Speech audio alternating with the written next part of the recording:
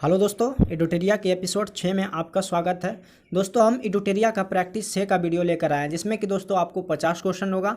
अगर दोस्तों आप प्रैक्टिस 1 से लेकर प्रैक्टिस सेट 5 का वीडियो अगर नहीं देखे हैं तो दोस्तों वो ज़रूर देख ले। तो इसके बाद ही आप प्रैक्टिस 6 का सेट लगाएं। तो चलिए दोस्तों, बिना देरी किए हुए अपने काम की ओर बढ़ते हैं। सबसे पहले जो दोस्तों है कि हेलिना रक्षा उपकरण को किस देश ने विकसित किया है। तो हेलिना रक्षा उपकरण जो दोस्तों वो किस देश ने विकसित किया है, तो वो देश जो है भारत है। वो देश क्या है दोस्तों? भारत। तो चलिए दोस्तों नेक्स्ट क्वेश्चन की ओर बढ़ते हैं।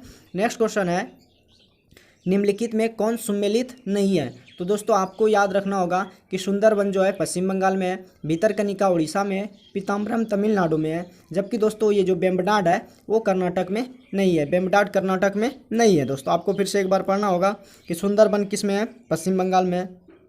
भीतरकनिका किस में है दोस्तों? उड़ीसा में है। जबकि पीताम्बरम कहाँ पे? तमिलनाडु में। उसी तरह वेम्बनाड जो है वो दोस्तों कर्नाटक में नहीं है। नेक्स्ट क्वेश्चन की ओर बढ़ते हैं। नेक्स्ट क्वेश्चन है, किस बंदरगाह को कॉफ़ी के नाम से जाना जाता है? किस बंदरगाह को कॉफ़ी बंदरगाह के नाम से जाना जाता है? तो दोस्तों सेंटोस जो है उसको कॉफ़ी बंदरगाह के नाम से जाना जाता है। किस बंदरगाह को कॉफ़ी बंदरगाह के नाम से जाना जाता है? तो दोस्तों वो सेंटोस है। क्या है दोस्तों? सेंटोस।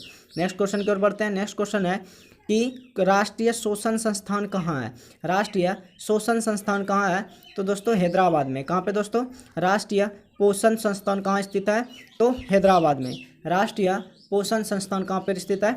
हैदराबाद में। नेक्स्ट क्वेश्चन की ओर बढ़ लेते हैं। नेक्स्ट क्वेश्चन आपके स्क्रीन पर दोस्तों कौन सम्मिलित नहीं है। तो इसमें दोस्तों आपको पूछ रहा है कि कौन सम्मिलित नहीं है। तो आपको जो दोस्तों है रेनेटिंग जो है पनीर से संबंधित है, जैव प्रौद्योगिकी प्लाज्मिड से है, गोल्डन चावल विटामिन ए से है, और ओजोन परत जो है ट्रोपोस्फियर से संबंधित नहीं है दोस्तों।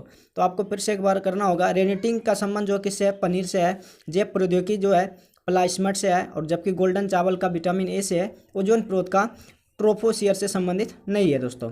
नेक्स्ट क्वेश्चन की ओर बढ़ते हैं। कह रहा है कि उष्णकटिबंधीय सदाबहार वन भारत के किन किन क्षेत्रों में पाया जाता है? उष्णकटिबंधीय सदाबहार वन जो है भारत के किन किन क्षेत्रों में पाया जाता है? तो आपका दोस्तों पश्चिमी घाट के पूर्वी ढाल पर, अंडमान और निकोबार द्वीप समूह में, अरावली पर्वत श्रृंखला पर। ये दोस्तों उष्णकटिबंधीय सदाबहार जो वन होता है पश्चिमी घाट के पूर्वी ढाल पर, अंडमान और निकोबार द्वीप समूह में, अरावली पर्वत श्रृंखला में पाया जाता है। जबकि उत्तर पूर्वी क्षेत्र की पहाड़ियों पर नहीं पाया जाता। उत्तर क्षेत्र की पहाड़ियों पर नहीं पाया जाता है। नेक्स्ट क्वेश्चन की ओर बढ़ लेते हैं दोस्तों। नेक्स्ट क्वेश्चन कह रहा है कि हिमालयी पर्वत श्रृंखला किसका उदाहरण है? तो हिमालय पर्वत श्रृंखला जो है बलित पर्वन का उदाहरण है। किसका दोस्तों? हिमालयी पर्वत जो है श्रृंखला किसका उदाहरण है? तो वलित पर्वत का उदाहरण है। नेक्स्ट क्वेश्चन की ओर बढ़ते हैं। करेबा वैली स्थित है कहाँ पे दोस्तों? करेबा वैली स्थित है तो कश्मीर में स्थित है। करेबा वैली स्थित कहाँ पे दोस्तों? कश्मीर का। आपका ऑप्शन नंबर ए बिल्कुल सही हो जाएगा। नेक्स्ट क्वेश्चन की ओर बढ़ते हैं। किस आंदोलन के दौरान ऑपरेशन जीरो आवर चलाया गया था? तो किस आंदोलन के दौरान ऑपरेशन जीरो आवर चलाया गया था? तो दोस्तों आपका भारत छोड़ो आंदोलन जो हुआ था उसके ऑपरेशन के तहत जीरो आवर आंदोलन चलाया गया था। ऑपरेशन जीरो आवर आंदोलन चलाया गया था किस आंदोलन के दौरान? तो भारत छोड़ो आंदोलन के दौरान। अगले क्वेश्चन की ओर बढ़ते हैं दोस्तों। अगले क्वेश्चन कह रहा है कि किस व्यक्ति ने रॉलेट एक्ट को जानबूझकर की गई हत्या कहकर संबोधित किया है? तो किस व्यक्ति ने रॉलेट एक्ट को जानबूझकर की हत्या कहकर संबोधित किया है? तो इसका जो दोस्तों आंसर आ जाएगा, और C.F. एंड्रयूज जो है उसने जानबूझकर रॉलेट एक्ट को जानबूझकर की गई हत्या को संबोधित किया है। इसी तरह नेक्स्ट क्वेश्चन है कि वन संरक्षण अधिनियम का कब पारित किया गया? तो वन संरक्षण अधिनियम 1980 में पारित किया गया। वन संरक्षण अधिनियम कब पारित किया गया? 1980 ईस्वी में। नेक्स्ट क्वेश्चन की ओर बढ़ते हैं। नेक्स्ट क्वेश्चन कह रहा है कि इनमें कौन सी गैस ग्रीन हाउस उत्पन्न करने वाली गैस है? इनमें कौन सी गैस ग्रीन हाउस प्रभाव उत्पन्न करने वाली गैस है? तो आपका जो दोस्तों जलवाष्प भी है, मीथेन है, लेकिन ज़्यादातर में जलवाष्प भी ओजोन को प्रभाव करने वाली है, जबकि मीथेन भी इसमें भी शामिल है, ओजोन में। तो दोस्तों आपका जो आंसर हो जाएगा इनमें से सभी ग्रीन हाउस को इफेक्ट डालती है। नेक्स्ट क्वेश्चन की ओर बढ़ते हैं कि सिगरेट में धुएं में सिगरेट के धुएं में मुख्य प्रदूषक क्या है? तो सिगरेट के धुएं में जो मुख्य प्रदूषक है दोस्तों वो कार्बन डाइऑक्साइड और कार्बन मोनोऑक्साइड। सिगरेट के धुएं में मुख्य प्रदूषक जो है हानिकारक के लिए कार्बन डाइऑक्साइड और कार्बन मोनोऑक्साइड। नेक्स्ट क्वेश्चन की ओर बढ़ते हैं दोस्तों। अगला क्वेश्चन है गैसोहॉल मिश्रण है। गैसोहॉल मिश्रण है तो दोस्तों गैसोहॉल जो मिश्रण होता है वो उसमें 90% पेट्रोल होता है, 10% एल्कोहल होता है। तो गैसोहॉल जो मिश्रण है वो 90% पेट्रोल और प्लस 10% एल्कोहल का।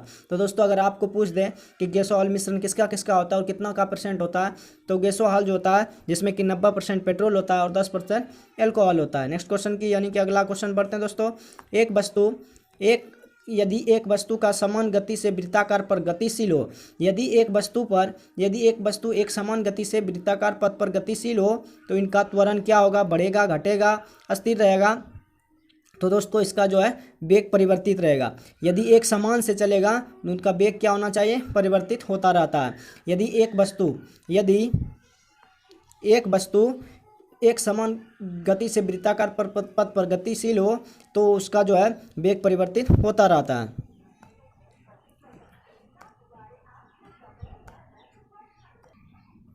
चलिए दोस्तों नेक्स्ट क्वेश्चन की ओर देखते हैं। नेक्स्ट क्वेश्चन कह रहा है कि सूची 1 को सूची 2 से मिलाइए। तो अमीटर का जो संबंध है वो कौन दर्शाता है? अमीटर विद्युत को दर्शाता है, जबकि हाइग्रोमीटर जो है सापेक्ष आर्द्रता को, और बैरोमीटर जो नापते हैं किससे? दाब का, और वाट जो है शक्ति का मात्रक है।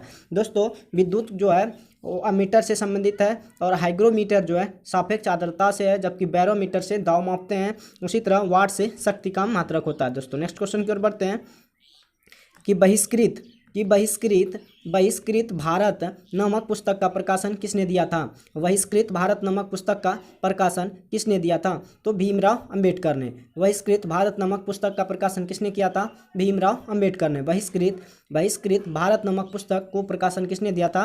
भीमराव अंबेडकर ने। आधुनिक भारत का निर्माता किसे कहा जाता है? तो आधुनिक भारत का निर्माता राजा राम मोहन राय को कहा जाता है। आधुनिक भारत का निर्माता किसे कहा जाता है? तो राजा राम मोहन राय को आधुनिक भारत का निर्माता कहा जाता है। अगले क्वेश्चन की ओर बढ़ते हैं दोस्तों।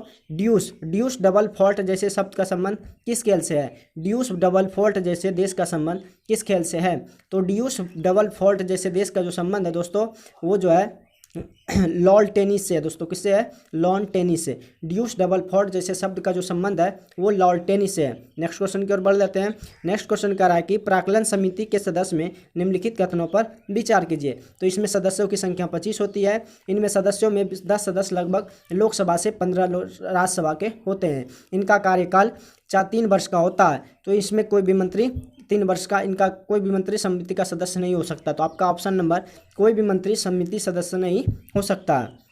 प्राक्कलन समिति के निम्न में से कौन सा संबंध सही है? तो कोई भी मंत्री जो है समिति का सदस्य नहीं हो सकता। आपका ऑप्शन केवल 4 नंबर होगा। नेक्स्ट क्वेश्चन की ओर बढ़ लेते हैं।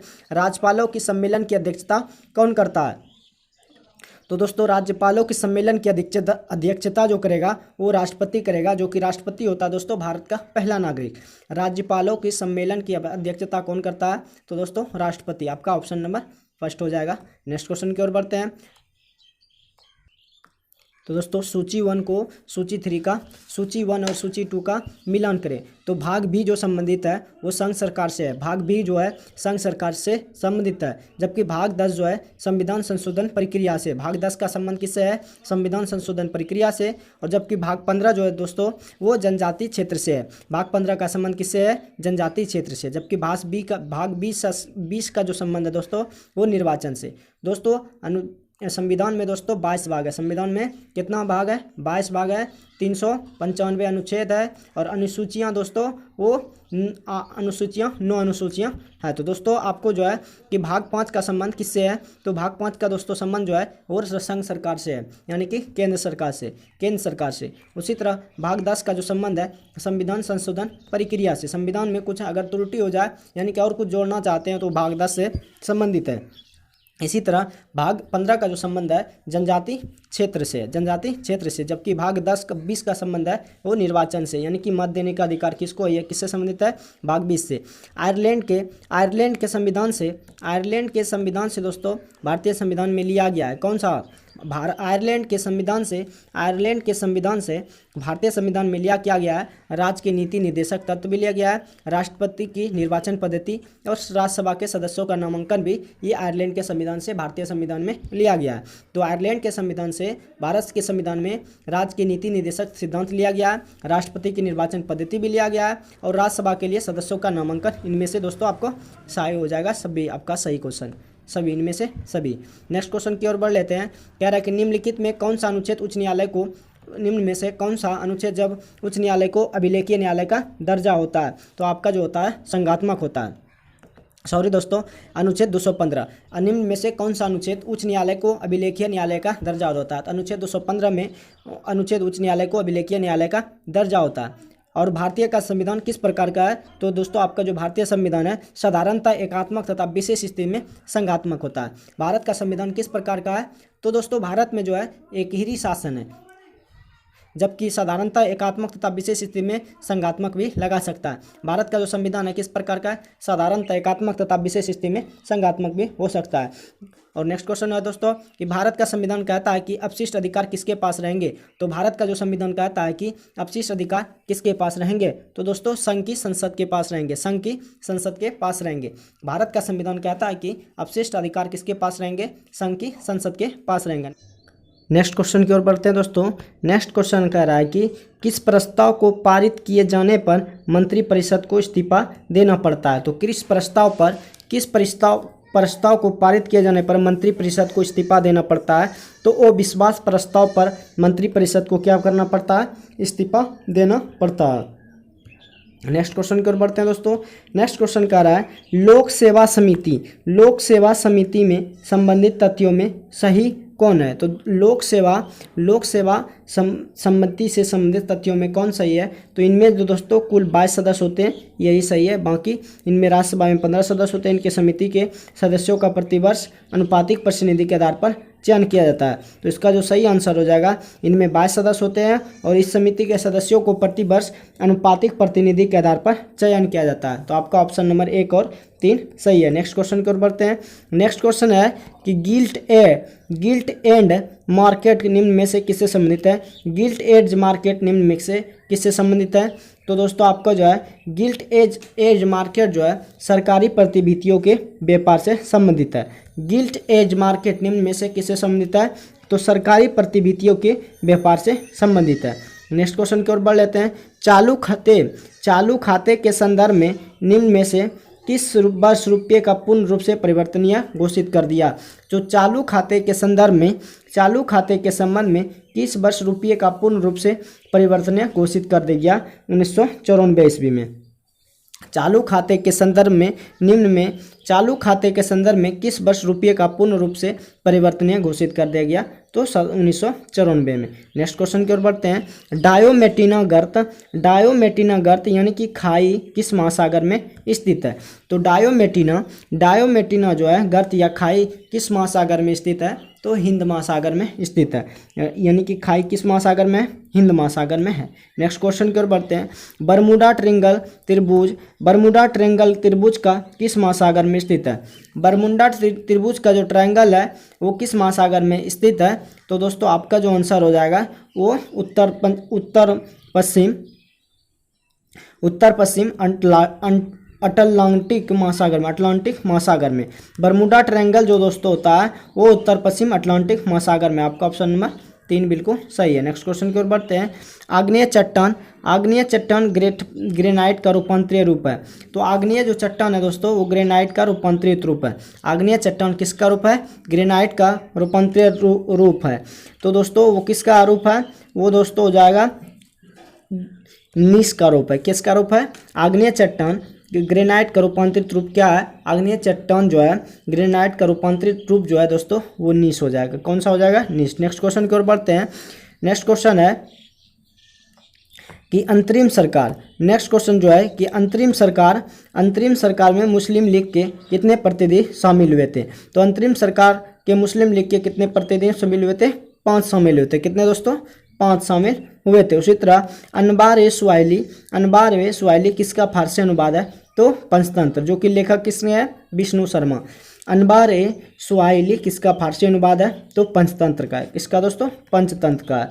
नेक्स्ट क्वेश्चन की ओर बढ़ते हैं। भारत में प्रिंटिंग प्रेस का आगमन किस देश की मानी जाती है? भारत में दोस्तों जो प्रिंटिंग प्रेस है वो पुर्तगाल की मानी जाती है। जो पुर्तगाल यात्री था वास्को डी गामा 1498 ईस्वी में आया था दोस्तों। कितने ईस्वी में? 1498 ईस्वी में। भारत में प्रिंटिंग प्रेस का जो आगमन है किस देश की मानी जाती है? तो वो पुर्तगाल की मानी जाती है। नेक्स्ट क्वेश्चन की ओर बढ़ते हैं। नेक्स्ट क्वेश्चन कह रहा है कि राजा राम मोहन राय की मृत्यु के बाद पश्चात ब्राह्मण समाज के नेतृत्व किसने किया था? तो दोस्तों राजा राम मृत्यु के बाद ब्रह्मा समाज के जो नेतृत्व किया था वो देवेंद्रनाथ टैगोर ने किया था। किसने किया था? देवेंद्रनाथ टैगोर ने। राजा राम की मृत्यु के बाद ब्रह्मा समाज का नेतृत्व जो किया था वो देवेंद्रनाथ टैगोर ने किया था। नेक्स्ट क्वेश्चन, अगला क्वेश्चन की ओर बढ़ते हैं दोस्तों। अगला क्वेश्चन की ओर बढ़ते हैं दोस्तों। अगला क्वेश्चन है, निम्न में से किन व्यक्तियों ने द्वितीय गोलमेज सम्मेलन में भाग लिया था? निम्न में से किन व्यक्तियों ने द्वितीय गोलमेज सम्मेलन में भाग लिया था? तो दोस्तों वो सम्मेलन में भाग लेने वाले व्यक्ति जो थे वो महात्मा गांधी थे, सरोजनी नायडू थे और मदन मोहन मालवीय थे, जबकि मौलाना आज़ाद नहीं थे। दोस्तों महात्मा गांधी, मदन मोहन मालवीय, सरोजनी नायडू थे। किसमें भाग लेने वाले? द्वितीय गोलमेज सम्मेलन जो हुआ था उसमें भाग लेने वाले महात्मा गांधी थे और सरोजनी नायडू थे दोस्तों। सरोजनी नायडू थे और मदन मोहन मालवीय थे। और दोस्तों भक्ति आंदोलन को दक्षिण से उत्तर भारत लाने का श्रेय किसे दिया जाता है? तो दोस्तों रामानंद को दिया जाता है। भक्ति आंदोलन को दक्षिण से उत्तर भारत लाने का श्रेय जो किसको दिया गया है? वो रामानंद को दिया गया है। नेक्स्ट क्वेश्चन की ओर बढ़ते हैं। कह रहा है कि सूची 1 को सूची 2 से मिलाइए। सूची 1 को सूची 2 से मिलाइए। तो दोस्तों प्रथम बौद्ध संगीति जो हुआ था अजातशत्रु के काल में हुआ था। प्रथम बौद्ध संगीति कब हुआ था? अजातशत्रु के काल में हुआ था। और द्वितीय बौद्ध संगीति कालाशोक के शासन में हुआ था। और तृतीय बौद्ध संगीति अशोक के शासन काल में हुआ था, जबकि चतुर्थ बौद्ध संगीति कनिष्क के शासन काल में हुआ था दोस्तों। चतुर्थ बौद्ध संगीति जो दोस्तों हुआ था कनिष्क के शासन काल में हुआ था। प्रथम बौद्ध संगीति अजातशत्रु के काल में ये अध्यक्ष थे दोस्तों। और द्वितीय बौद्ध संगीति जो था वो कालाशोक के काल में हुआ था। और तृतीय बौद्ध संगीति अशोक के काल में हुआ था। और चतुर्थ बौद्ध संगीति जो दोस्तों वो अशोक कनिष्क के शासन काल में हुआ था। नेक्स्ट क्वेश्चन की ओर बढ़ते हैं। नेक्स्ट क्वेश्चन है कि गांधी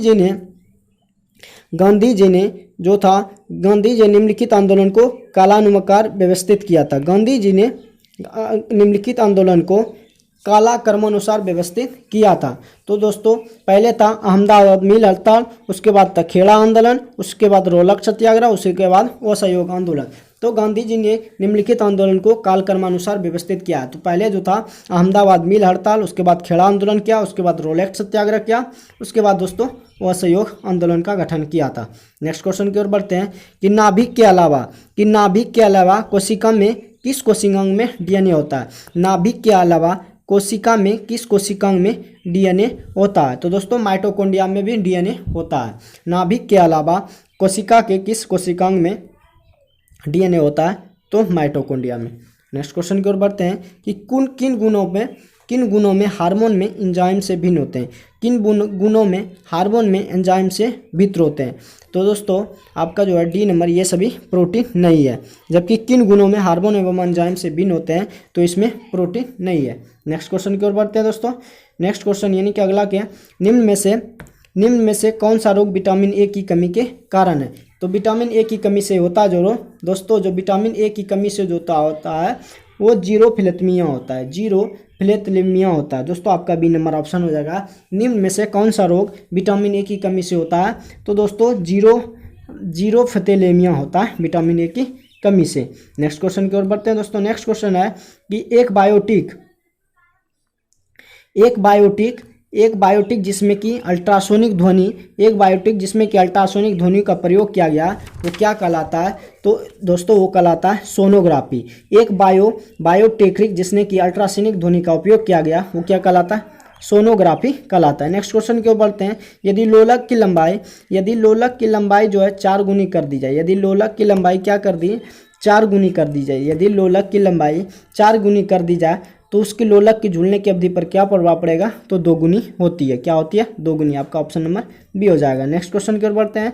नेक्स्ट क्वेश्चन कह रहा है कि वायु अंगार गैस के मुख्य घटक होता है। तो वायु अंगार के जो मुख्य घटक होता है दोस्तों, वायु अंगार के मुख्य घटक कौन होते हैं, तो CO2, N2 और CO2, यानी कि कार्बन डाइऑक्साइड, नाइट्रोजन और CO, कार्बन ऑक्साइड। तो दोस्तों वायु अंगार गैस में मुख्य घटक होता है CO, N2 और CO2। नेक्स्ट क्वेश्चन की ओर बढ़ते हैं दोस्तों। नेक्स्ट क्वेश्चन कह रहा है कि इनमें से कौन सा हार्मोन पीयूष ग्रंथि से स्रावित नहीं होता है। इनमें से कौन सा हार्मोन पीयूष ग्रंथि से स्रावित नहीं होता है, तो दोस्तों कैल्सिटोनिन जो है हार्मोन पीयूष ग्रंथि से स्रावित नहीं होता। आपका ऑप्शन नंबर डी हो जाएगा। नेक्स्ट क्वेश्चन की ओर बढ़ते हैं।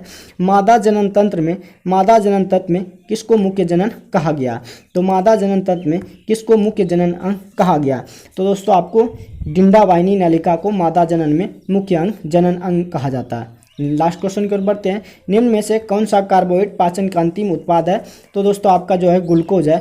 निम्न में से कौन सा कार्बोहाइड्रेट पाचन का अंतिम उत्पाद है, तो दोस्तों आपका ग्लूकोज। दोस्तों यूरोटेरिया के एपिसोड 6 का वीडियो जो है समाप्त होता है। अगर दोस्तों वीडियो अच्छा लगे तो लाइक शेयर जरूर कीजिएगा। तो मिलते हैं किसी नेक्स्ट वीडियो में। आज के लिए बस इतना ही। जय हिंद दोस्तों।